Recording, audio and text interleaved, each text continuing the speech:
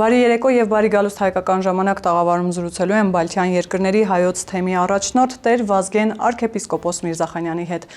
Բարև ձեզ Սրբազան հայր, Աստված օգնական։ Պահապան եւ բարի երեկո ձեզ։ Սրբազան հայր, սկզբի համար ինչ է կատարվում եկեղեցում, եկեղեցու շուրջ, վերջին շրջանում տեղի ունեցող այս զարգացումները, խոսակցությունները եւ այլն։ Դուք ներսից, որպես ներսի մարդ, ինչ է կատարվում։ 2018 թվականի Թավշյա հեղափոխությունից հետո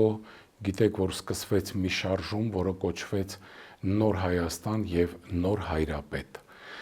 Այդ շրջանին, ինչպես որ այդ օրերի իշխանության նկատմամբ հասարակության մեջ կար բացասական տրամադրություն, նույնը նկատելի էր, որ կար նաև այդ օրերին ամենայն հայոց կաթողիկոսի նկատմամբ եւ ժողովրդական մի ցասում բարձրացավ։ Բայց այդ օրերին վարչապետը կասեցրեց դա, նկատի ունենալով, որ պառակտում չլինի հասարակության մեջ եւ շուտով կյանքը վերադառնա իր բնականon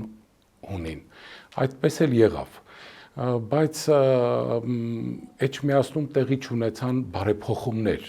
որոնք կարծեք թե պիտի լինեին, որպեսզի կանխեին հետագա ընթացքը։ Այդ բարեփոխումները պիտի լինեին անշուշտ ինչպես կառավարման համակարգի մայրաթոռի հայ եկեղեցու, երկրորդ կանոնադրությունների ընդունումը տարբեր կառույցների եպիսկոպոսական ժողով, ազգային եկեղեցական ժողով, մի ուժ ժողովների եւ այդ ժողովական կյանքը, որպիսի շարունակվեր բնականon կերպով։ Խնդիրներ են առաջացել այն օրերից մինչ այսօր, դրանք հարյուրամյակների հարցեր են, որին անդրադարձել է ժամանակի նույնիսկ Վազգեն վեհապարը, կուսակրոնության խնդիրը, որը ամեն անգամ մի նոր բարդություն ու դժվարություններ է առաջացնում եկեղեցու կյանքում եւ լեցուն հարցեր, շատ հարցեր, աղանդավորության դեմ պայքար, քրիստոնեական դաստիարակության աշխատանքների, թեմական կառույցներ, կադրային հարցեր, սրանք կարծեք թե պիտի լուծվեին, բայց ցավոք տեսանելի կերպով չեղան։ Իսկ 2020 թվականի Արցախյան պատերազմի պարտությունից հետո կարծեք թե նոր իրականություն սկսվեց։ Ես երեկ էլ մի լրատվականի ասացի հարցազրույցի ժամանակ, որ հնուց ի վեր մեր եկեղեցու կաթողիկոսները, մեր իշխանները, մարզպետները, մեր թագավորները, եթե ունեցել են հաղթանակներ, դա եղել է ամբողջ ազգի, պետության, երկրի, եկեղեցունը, եթե եղել են պարտություններ, այդ պարտությունը կիսել են բոլորը,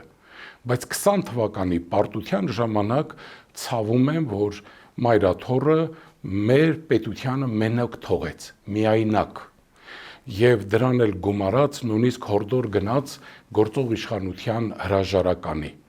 Եվ 21 թվականին, երբ որ արդեն եկավ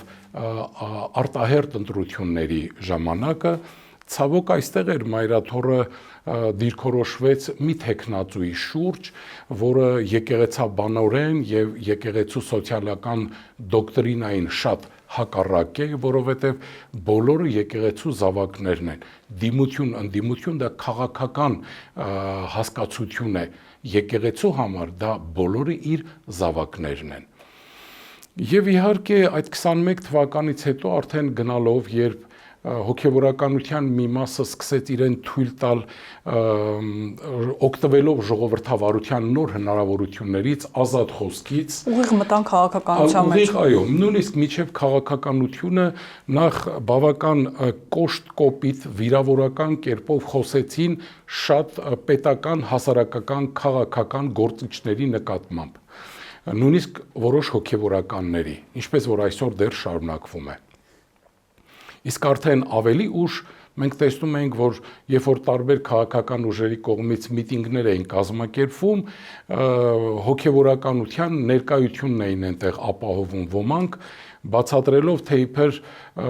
գնում են, որպեսզի ընդհարում չլինի, իմանալով, որ այնտեղ ընդհարման խնդիր չկա։ Ճիշտ կլիներ, որ ժամանակին հոգևորականներին ուղարկեին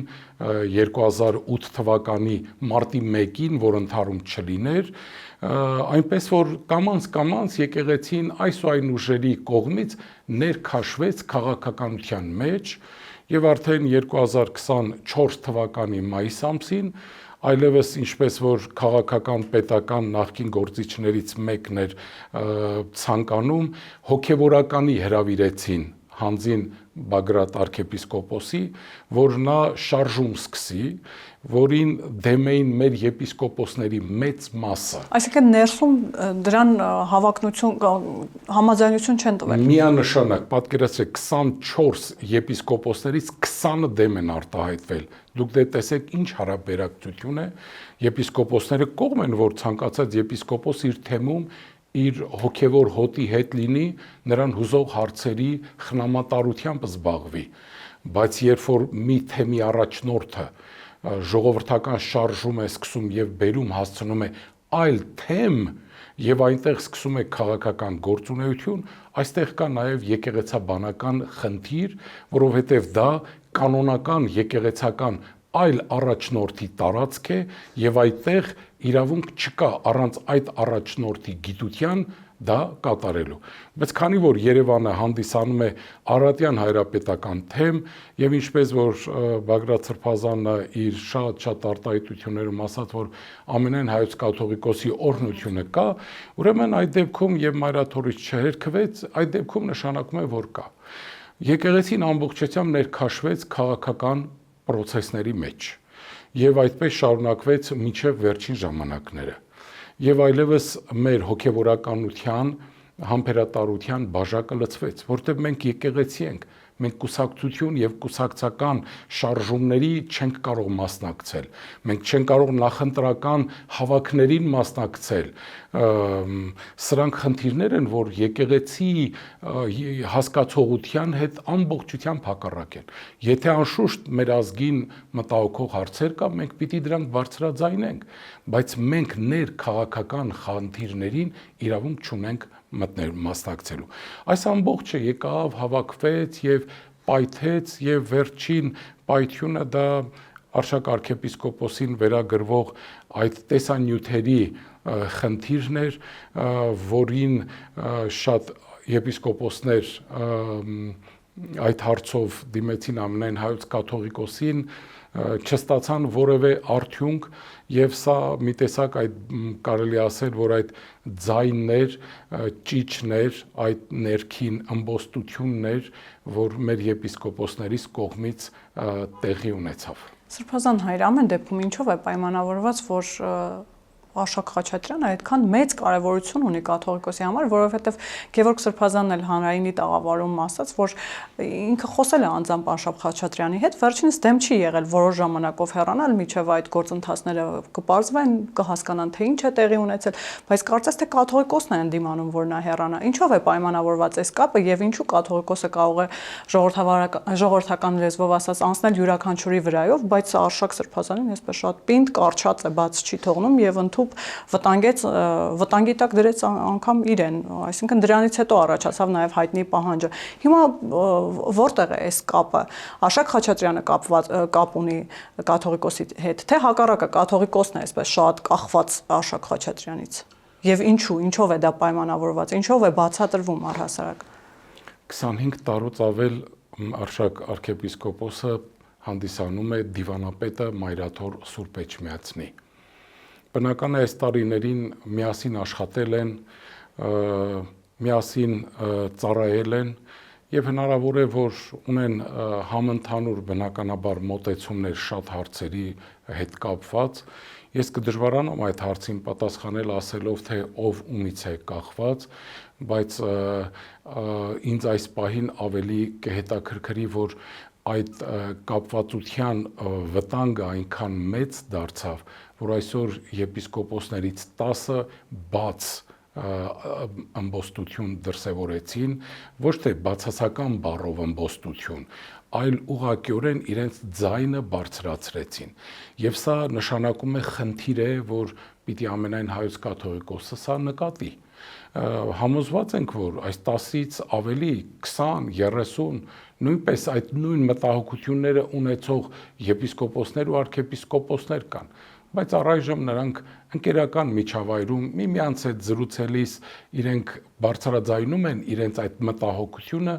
բայց գուցե դեռ չեն գտնում հարմար միանան այս բարձրացրած ձայնին։ Իսկ ինչով է դա պայմանավորված, ներողություն եմ խնդրում, քիչ չի խոսվում նաև կոմպրոմատների մասին, օրինակ 10 եպիսկոպոսների հայտնի հանդիպմանը վարչապետի հետ, դրան հաջորդեց մայրաթորից մեկնաբանություններ, որ կոմպրոմատների միջոցով է վարչապետը հասել այդ հանդիպմանը, արդյոք նման բան կա թե չէ, եւ արդյոք կարող են կոմպրոմատներով մայրաթորի ներսում որևէ մեկին լռեցնել եւ կամ հակառակը։ Վարչապետի այդ հանդիպումը եղել է փոխադարձ պայմանավորվածության համաձայն, վարչապետը հրավիրել է, մենք էլ համաձայնել ենք եւ պիտի ասեմ, որ 2 ամսից ավել մենք ամենայն հայոց կաթողիկոսի մոտ բարձրացրել ենք այս հարցը, որպեսզի այցելենք մի քանի եպիսկոպոսներով վարչապետին, հանդիպենք եւ ճշտենք այս ամբողջ իրադարձության ընթացքը, վերջը, վերջապես մեր երկրի ղեկավարն է, փորձենք հասկանալ այս ամբողջը մեկ անգամից պայթեց ինչ կա, որովհետև կային մեղադրանքներ Էջմիածնի ամենայն հայոց կաթողիկոսի նկատմամբ, ես նկատի ունեմ ոչ անձնական, այլ մեղադրանքներ, որոնք համազգային հարցերին վերաբերող խնդիրներ էին, մենք ցանկանում ենք այդ հարցը նույնպես ճշտել այստեղ։ Կոմպրոմատների հարց բացարձակ պետության կողմից չկա, ճիշտ հակառակը մենք տեսնում ենք, որ որոշ անհատներ, լրագրողներ, ովքեր կապված են մայրաթորի համապատասխան բաժինների հետ, նրանք են, որ տարբեր եպիսկոպոսների հասցեին հնչեցնում են տարբեր զրպարտանքներ եւ դա փորձում են որպես կոչել որպես թե կոմպրոմատներ։ Մենք որևէ կոմպրոմատից չենք երկյուղում եւ որևէ մեկի պարտադրանքներով էլ ոչինչ չենք անում։ Անձնապես նաև ձեզ էլ թիրախավորեցին Սրբազան հայրի, եթե տեսել եք նույն մամուլից խոսեցիք, մամուլում ներողություն եմ խնդրում բառիս համար, դավաճանից սկսած մինչև կին երեխա ունենալու այդ հանգամանքը շեշտադրվեց եւ այսպես շարունակ, այսինքն պարբերաբար նաև 10 եպիսկոպոսներին այսպես շատ մանրակրկիտ անդրադարձավ մամուլը այն դեպքում, երբ որոշ ժամանակ առաջ նաև լռություններ այդ իմաստով։ Այո։ Գիտեք, մեծ ցանկություն կա ու երազանք նույնիսկ, որ մեր հասարակության մեջ վերջապես ձևավորվի քաղաքակիրթ խոսելու եւ գաղափարական հարցեր քննարկելու հարցը։ 10 եպիսկոպոսներ շատ կարևոր թեմերի առաջնորդներ են եւ հարց են բարձրացրել։ Հասարակության մեջ նույն այդ լրագրողները պիտի այս հարցերի շուրջ քննարկումներ կազմակերպել, ինչպես որ դուք եք արել այսօր մեզ հրավիրելով։ Իսկ ոմանք անմիջապես փորձեցին անձնական վիրավորանքներով, անձնական ուրեմն ավելորդ արտահայտություններով մեզ թիրախավորել։ Ցանկանում եմ ասել, որ Վրաստանում 17 տարիներ որ ծառայել եմ, ես իմ դիմումի համաձայն եմ վերադարձել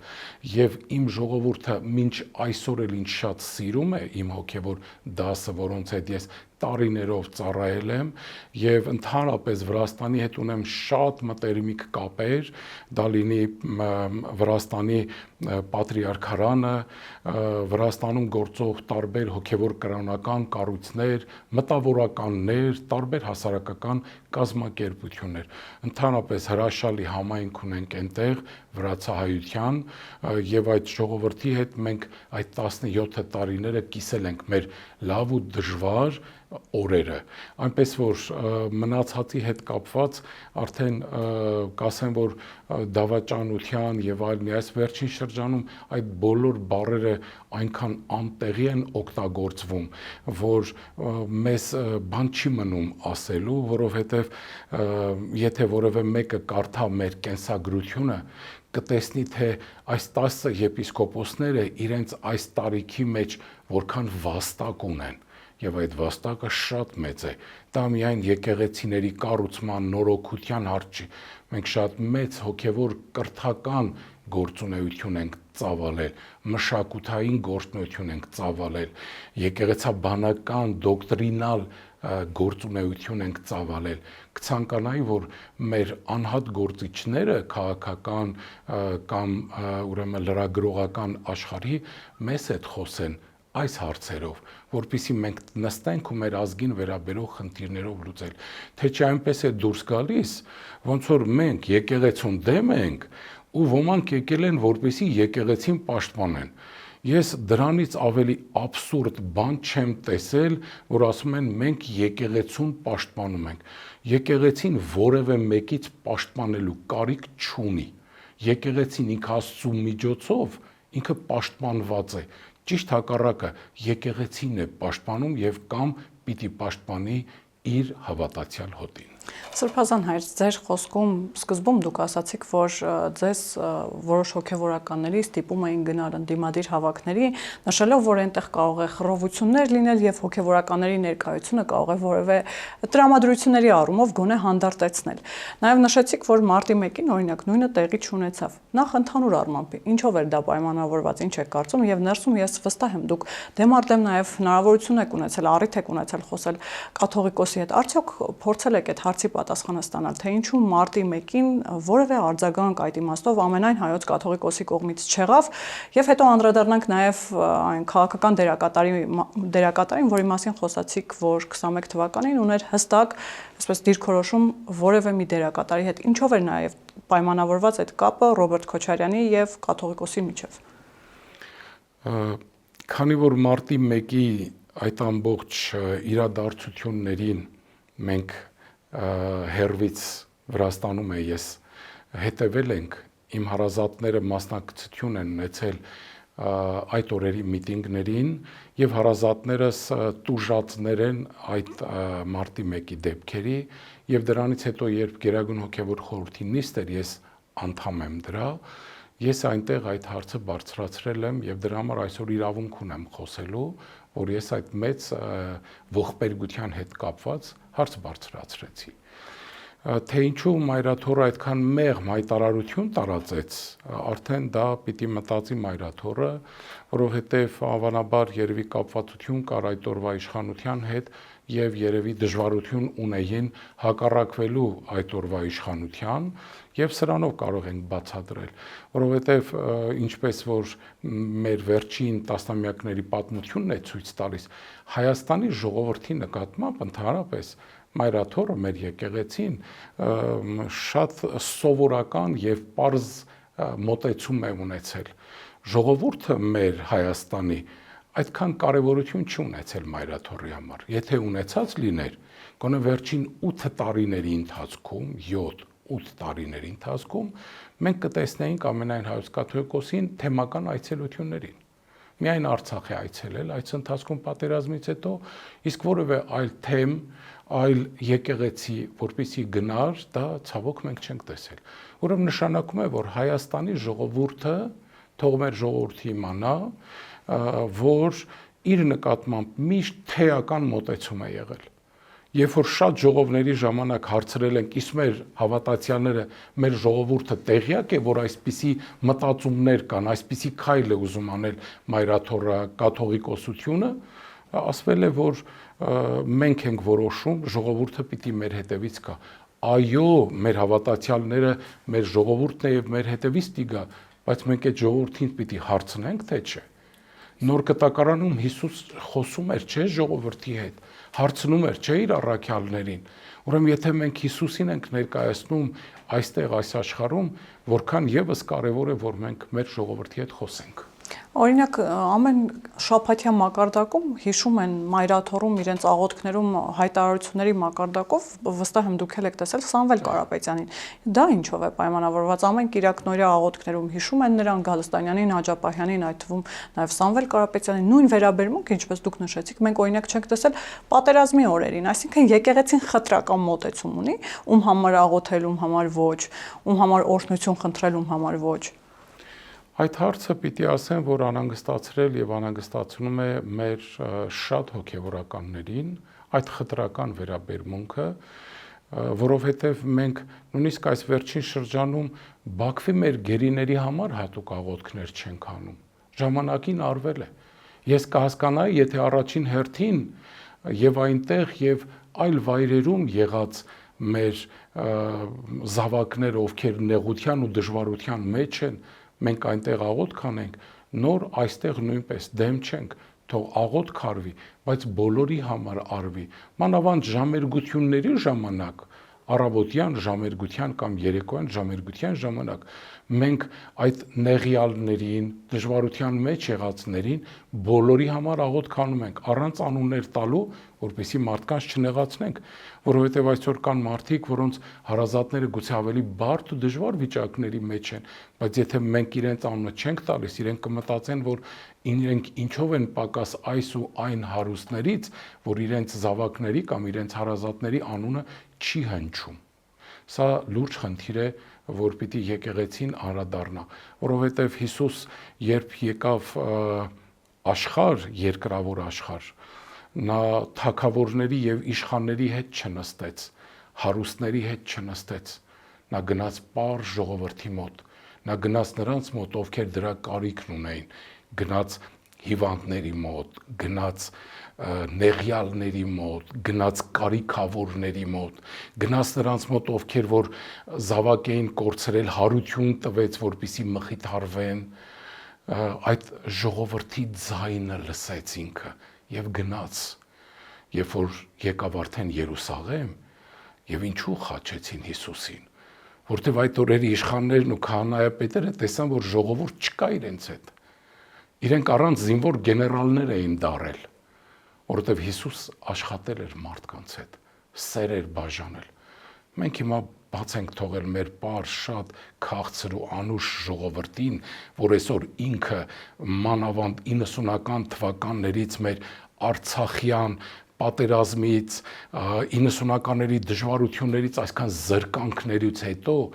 մեր ժողովուրդը արժանի է, որ մենք նրա նկատմամբ ունենանք շատ ավելի հոգատար վերաբերմունք, յուրաքանչյուրի նկատմամբ։ Սրբազան հայր, ստացվում է, որ կաթողիկոսը կորցրել է կապը քրիստոնեության եւ կամ Աստվածաշնչի հետ, որովհետեւ բաներ եք խոսում, որոնց հետ ուղիղ հակադրվում է ըստ էության կաթողիկոսը եւ կամ անվանենք մայրաթոռը, ինչպես կուզենաք։ Ես ափսոսում եմ այդ ամբողջի համար։ Շատ մեծ անձնական նաեւ ցավ եմ ապրում, որովհետեւ անելիքները իրոք շատ են։ Ինչպես որ ավետարանում Հիսուս ասում է, հունձքն առատ է, բայց այդ հնձվորները պակաս։ Հիմա մենք այդ հնձվորներն ենք։ Մենք այնտեղ չենք, որտեղ որ պիտի լինենք։ Երբ որ 24 թվականի մայիսի 26-ին հյուսիսային Հայաստանում Լոռիում այդ ջրեղեղից մեծ ավերատություններ եղավ, մենք այնտեղ չեղանք, ուրիշներ եղան։ Եվ Արցախից եկած մեր ժողովուրդը, եթե մեր պետությունը ամբողջությամբ չվերցներ իր վրա, եւ իհարկե որոշ նաեւ բարերարներ մարդիկ, մի փոքր նաեւ մայրաթոռը շատ դժվար է լինել, ուրեմն նշանակում է մենք որքան կարիք ունենք միմյանց, որովհետեւ մեր ժողովրդի կյանքում երբեմն բացում եմ մեր թերթերի էջերը, ես տեսնում եմ ցավոք դրանց մեջ բարիությունը չկա։ Բարիությունը չկա, մարդկայնությունն էլ չկա։ Եկեղեցին այդտեղ անելիք չունի։ Եկեղեցին այստեղ շատ ունի անելիք, որովհետև մենք մեր հայրերի պատգամը ունենք, որ պիտի մենք անպայմանորեն բերենք։ Անհնարին է առանց դրա։ Մեր ժողովուրդը սպասում է, եւ տեսեք, ես 6 ամսից ավել է ծառայում եմ դրսում։ Ուրեմն Եվրոպայում, որպեսզի հայերը գան եկեղեցի, մենք մեծ ջանքեր պիտի գործադրենք, նույնիսկ խնդրենք։ Այստեղ մեր ժողովուրդը խնդրելու կարիք չկա, հոսում է տաճար, անկախ մեզանից։ Ինքը այդ տաճարի կարիքը ունի, որովհետև ցանկանում է իր ներսի տաճարը վերականգնել, ցանկանում է իր ներսի աշխարհը դարձնել մի գեղեցիկ տաճար։ Ժողովուրդը այդ տաճարի մեջ փորձում է տեսնել այդ բարիությունը, լույսը, որովհետև այդ տաճարից դուրս տեսնում է շատ անգամ այդ չարությունը, միմյանց նկատմամբ ատելությունը։ Ուրեմն մենք, որ տաճարականներն ենք, այդ տաճարը պիտի տանենք յուրաքանչյուր հայ հավատացյալի սրտի ու հոգու մեջ դնենք, որպեսզի տաճարից դուրս գալուց հետո այդ շարականները չմնան տաճարի շենքի մեջ, այդ շարականները հնչեն մարդու սրտի ու հոգու մեջ։ Առանց դրա անհնարին է, որովհետև մարդը պիտի ինքը Սուրբ Գիրք իր ներսում լինի, տաճար իր ներսում լինի։ Այստեղ ես ուզում եմ միջանկյալ մի բան պատմեմ։ Ռուս եկեղեցու նախկին պատրիարք Լուսահոգի Ալեքսի II-ը մի լուսավոր մարդ էր։ Նա պատմում էր, որ 90-ականներին, երբ ազատություն եղավ եւ ռուս եկեղեցին գործելու հնարավորություն ստացավ, ասում էր երկու ճանապարհ ունեինք։ Մեկը գնալու ենք նոր տաճարներ կառուցելու կամ հները նորոգելու եւ մյուսը, որ պիտի գնայինք մարդկանց փլուզված հոգու տաճարները պիտի վերականգնենք, որ տասնամյակներով խորթային տարիներին փլուզվել էին։ Ասում է, որ մենք որոշեցինք գնալ երկրորդ ճանապարհով, վերականգնել մարդկանց ներսի տաճարը, հոգու տաճարը։ Երբ ասում եմ մենք մարդկանց հետ աշխատեցինք, հետո իրենք վերականգնեցին տաճարները ինքնուրույն, որովհետև շատ կարևոր է այդ ներսի տաճարի առկայությունը։ Ես կասեի, որ մեր կյանքում այսօր հայկական կյանքում, նույնիսկ համահայկական կյանքում պակասում է այդ տաճարի վերականգնումը եւ մենք այդ կոչումն ունենք։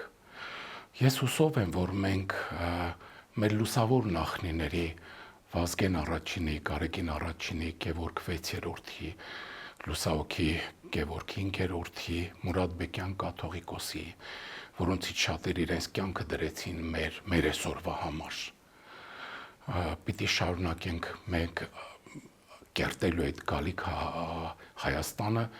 որը ինչպես սիրում էր Մովսես Գորգիսյանը ասելու, կեցե այն Հայաստանը, որ վաղն է գալու, այդ վաղը այսօր է։ Սրբազան հայր, եւ տեսեք, մամուլում արդեն լուրեր են հայտնվել, որ 27 եպիսկոպոսներ իրենց անվերապահ աջակցությունն են հայտնել կաթողիկոսին, եւ նաեւ խոսվում է այն մասին, որ այլ հայտարարություն է պատրաստվում, որը հակազդելու է ձեր հայտնի հայտարարությանը, այսինքն նրանք էլ պահանջելու են, որ կաթողիկոսը հակառակը մնա եւ շարունակի իր գործունեությունը կաթողիկոսական, ու այսպես շարունակ։ Այստեղ կրկին խոսվում է ինչ որ կոմպրոմատների մասին, որ այս եպիսկոպոսների դեմ կրկին օգտագործվել են կոմպրոմատներ եւ նրանց եւս կրկին կոմպրոմատների միջոցով են փորձում ստանալ այն, ինչ ուզում են ստանալ։ Դուք կապի մեջ եք ձեր հոգեվոր եղբայրների հետ եւ արդյոք արժանահավատ են այս տեղեկությունները, որովհետեւ ինչպես կարելի է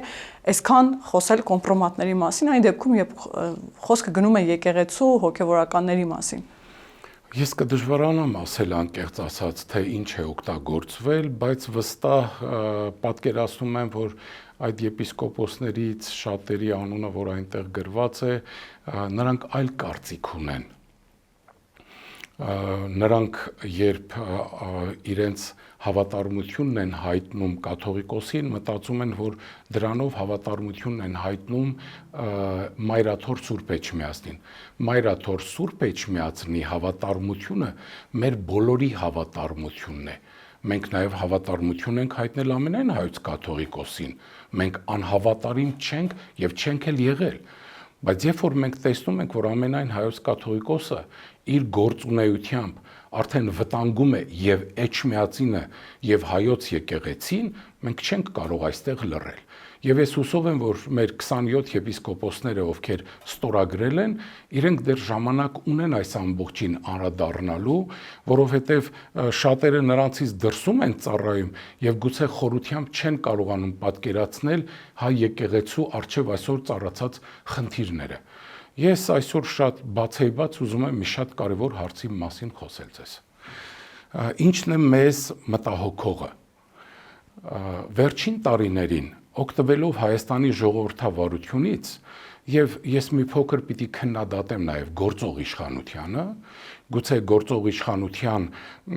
ոչ ուշադրույր լինելուց հայ եկեղեցին Հայաստանում վերածվել է խորքային պետության։ Ես շատ պատասխանատվությամբ դա ասում եմ։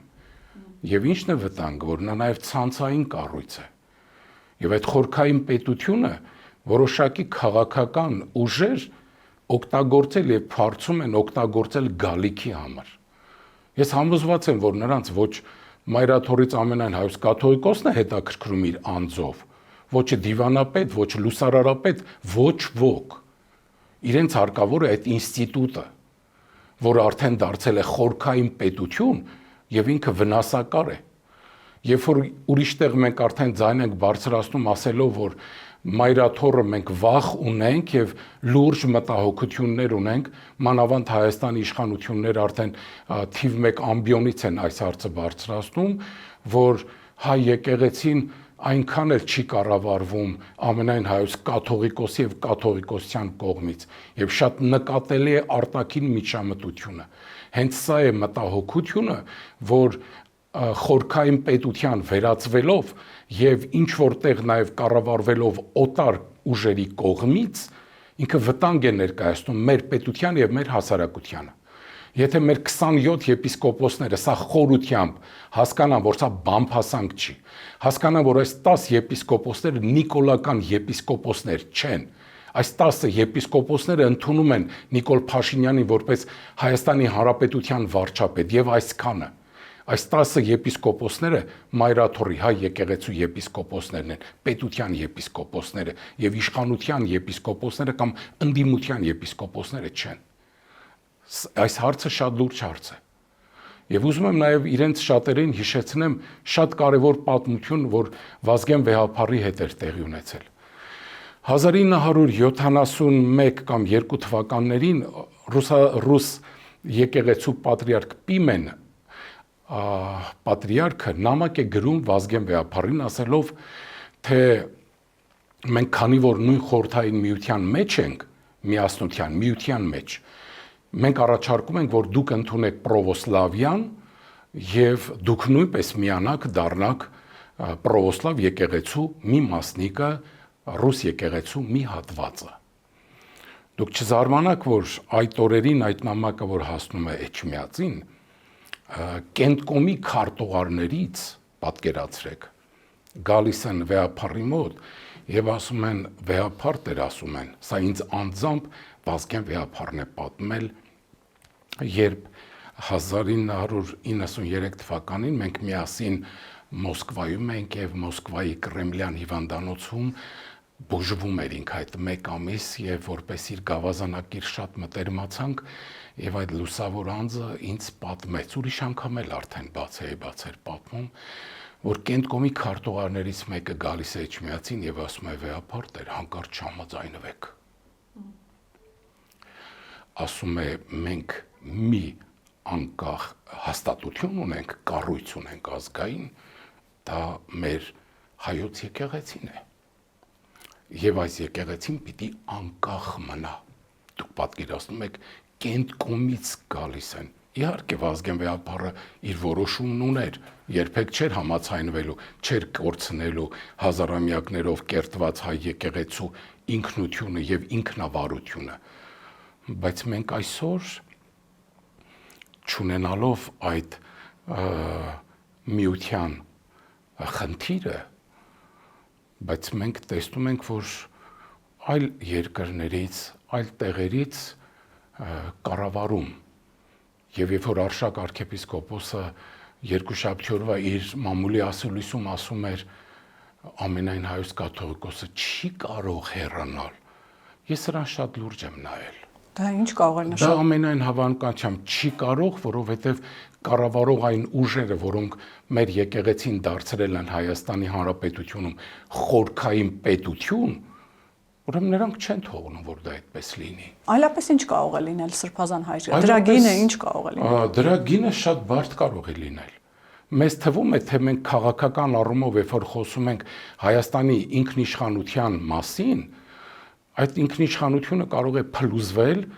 եթե հանկարծ մենք հայ եկեղեցին դուրս չբերենք խորքային պետության այդ արմատներից եւ նորից թափանցիկ չդարձնենք եւ կառավարելի չդարձնենք, նրա իհարկե վարչական մասին է խոսքը, Հայաստանի կողմից եւ մեր ժողովրդի կողմից։ Այո, եկեղեցին մեր Աստծո կողմից է կառավարվում երկնքից ի հոգևորս, բայց ինքը որպես վարչական մարմին այստեղ մտահոգություն կա եւ խնդիրը կայանում է դրանում եւ այս մեր 10 եպիսկոպոսները, որ այս ձայնը բարձրացրել են, նաեւ դա են հաշվի առել։ Ինչպես է որ եպիսկոպոսների հիմնական մասը դժգոհություն ունի, բացարձակ մասնակցություն չունի եկեղեցու կառավարման գործին։ Մենք օրինակ Գերագույն հոգևոր խորհրդի անդամ ենք, բայց մենք ոչինչ չունենք անելու, չենք կարող։ Միանձնյա է որոշվում։ Իհարկե միանձնյա է որոշվում։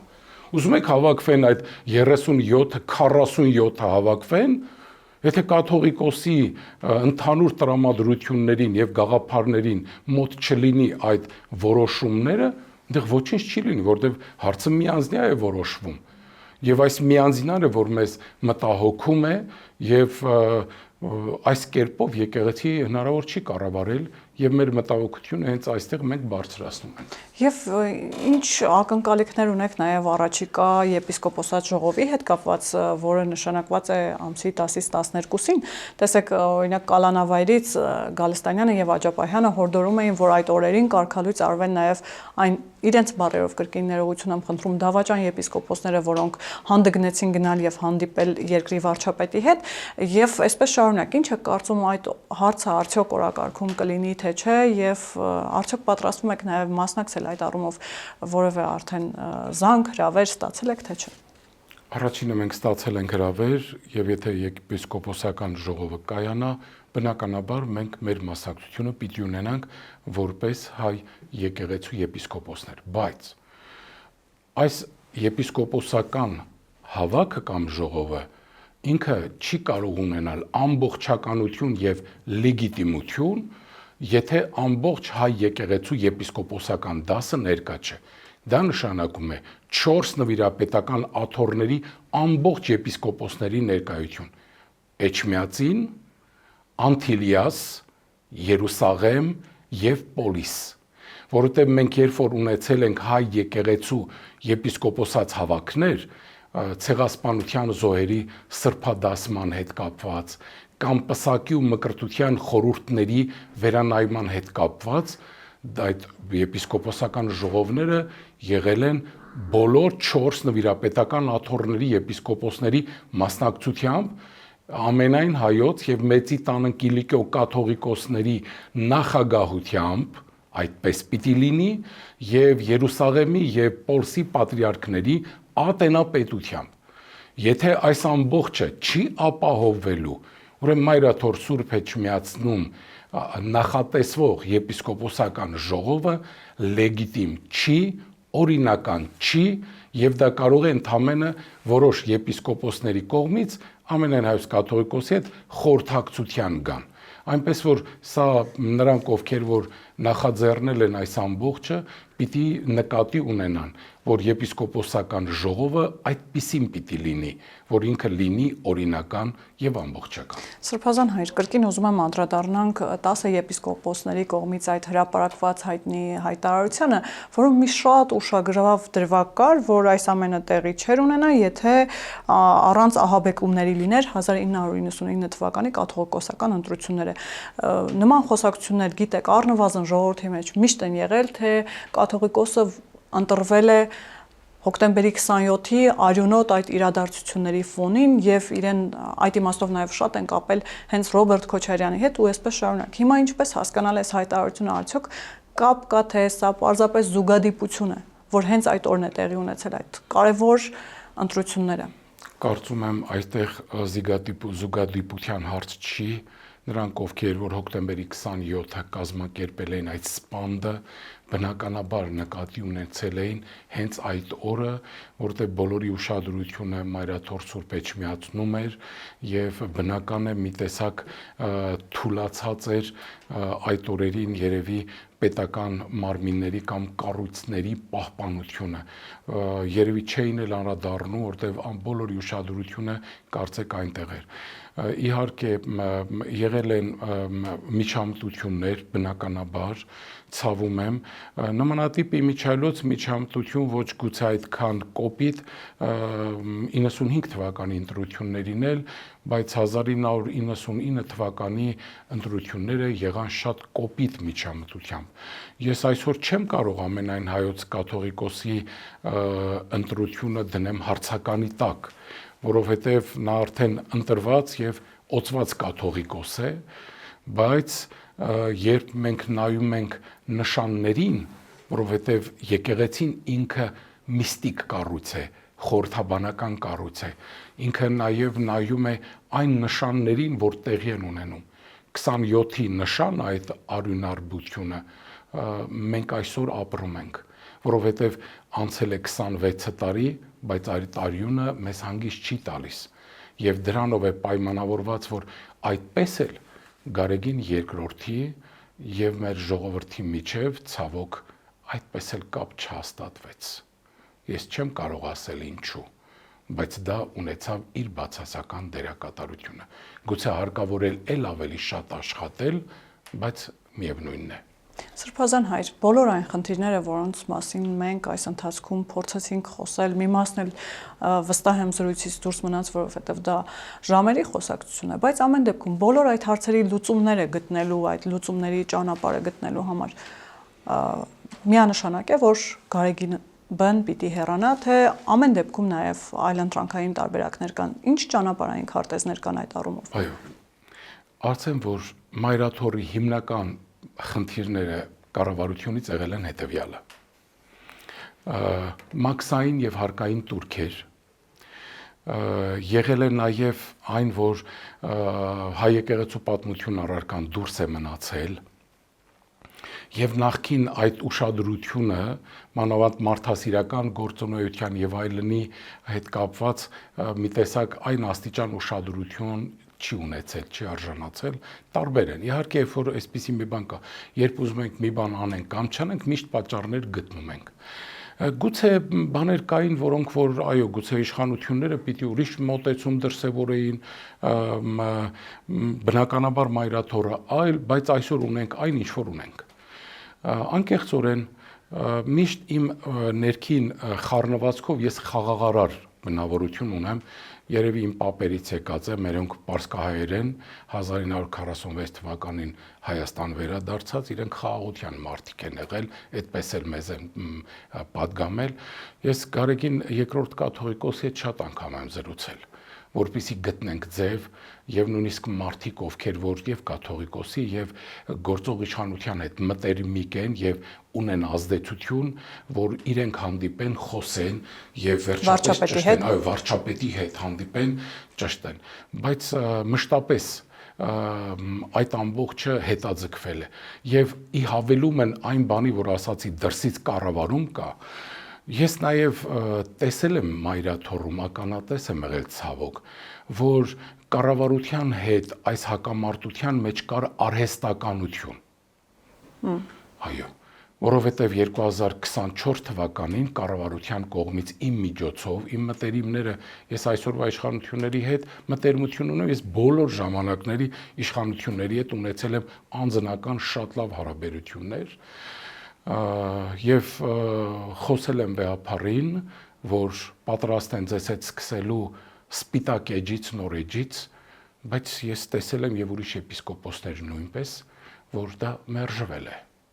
Եվ այսօր չէ։ 2024 թվականին հիմա էլ եւ ես տեսնում եմ այդ արհեստականությունը։ Եվ սա է որ մեզ մտահոգում է։ Իսկ լուծումը քանի որ արդեն ինչպես ասում են բանը բանից անցել է, վարչապետի հետ մեր հանդիպման ժամանակ վարչապետն ասաց, որ ինքը պատրաստ է ամենայն հայոց կաթողիկոսին ընդունել եւ զրուցել նրա հանգստի կոչվելու շուրջ եւ դա կլինի պատվով եւ պատվաբեր, որտեղ ոչ ոք չի ցանկանա, որ գործող կաթողիկոսը այս ամբողջ խնդիրներով հանդերձ հեռանա, մենք բոլորս պատրաստ կլինենք իր ցանկության դեպքում լինել իր կողքին, որպեսզի այդ խնդիրը խաղաղ ու հանգիստ լուծվի։ Ճիշտ այնպես, ինչպես որ ժամանակին Հռոմի Բենեդիկտոս պապը որոշում կայացրեց հեռանալ եւ նրան եկավ փոխարինելու Ֆրանցիսկոսը։ Ես երկու մեր լուսավոր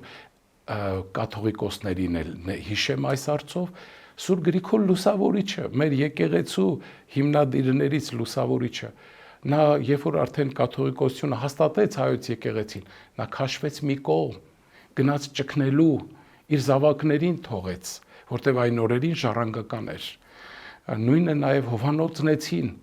իր աշակերտ Դավիթին թողեց, այդ լուսավոր մարդը առանձնացավ ճգնելու։ Այդ աթոռը շատ ծանր աթոռ է, Սուրբ Գրիգոր Լուսավորչի աթոռը ահավոր աթոռ է։ Եվ նրանք, ովքեր որ հավակնություն ունեն, պիտի միշտ նկատի ունենան, որ այդ աթոռը այրող աթոռ է։ Այդ աթոռը, ինչպես որ Հիսուս ասում էր, որ հաթոռն Մովսեսի փարիսեցիքը նստեն, փարիսեցիք չեն կարող։ Պիտի այնտեղ նստեն տաճարականները։ Դրա համար լուծումը սա է, եւ որքան խաղաղ ու շուտ այս հարցերին լուծում գտնենք, այնքան հոգուտ կլինի եւ Մայրաթոր Սուրբ Էջմիածնին, եւ Հայաստանին, եւ մեր հոգեվոր դասին ժողովրդին, եւ ինչու՞ չէ նաեւ գործող ամենայն հայոց կաթողիկոսին։ Շնորհակալ եմ Սրբազան հայր։ Սիրով Աստված օրհնի ձեզ եւ մեր ժողովրդին։ Ես եթե կարելի է ավարտին մի բան հորդորեմ մեր սիրելի արցախցիներին։ Սիրելի արցախցի քույրեր եւ եղբայրներ, Վրթանես Սրբազանը մեզ հետ մասնակցեց վարչապետի հետ հանդիպմանը։ Խնդրում եմ իրենից մի նեղացեք։ Վրթանես Սրբազանը Արցախի ակունքներում է կանգնած 1988 թվականից։ Նա լուսավոր մարդ է։ Ես հասկանում եմ մեր արցախցիների այս վիշտը, ցավը, դառնությունը, բայց եկեք մի մարդու վրա չգցենք, եկեք բոլորս էլ տեսնենք, որ մենք ազգովի մեղավոր ենք, ու մենք մի օր, երբ ամբողջ ազգով ապաշխարենք, գուցե Աստված կբացի նոր հորիզոններ, նոր դռներ։ Եկեք իրարից չնեղանանք, եկեք այս ժամանակներում միմյանց նկատմամբ այդ թշնամությունը չունենանք, ավարտենք, որովհետև Աստված որտեղ բարիություն է, այնտեղ իր Սուրբ Հոգուն է ուղարկում։ Ուրեմն եկեք մեր սիրտն ու հոգին բացենք, որ Սուրբ Հոգին մեր ներսում լինի, եւ մենք չգիտենք դեռ Աստված ինչ խորհուրդներ ունի մեր պատմական հայրենիքի տարբեր հատվածները կրկին մեզ վերադարձնելու համար։ Շնորհակալ եմ Սրբազան հայր։ Աստված օրհնի։ Հիշեցնեմ, որ տաղավարում զրուցում էի Բալթյան երկրների հայոց թեմի առաջնորդ Տեր Վազգեն arczepiskopos Միրզախանյանի հետ կհանդիպենք